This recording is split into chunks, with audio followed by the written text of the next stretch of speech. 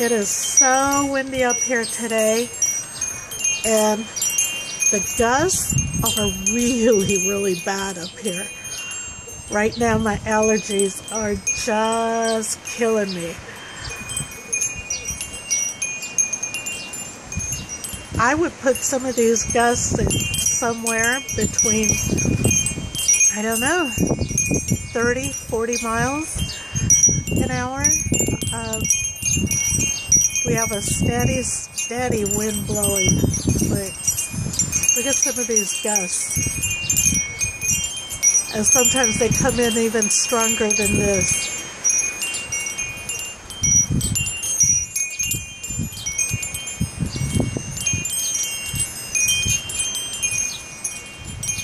It's definitely a Benadryl day.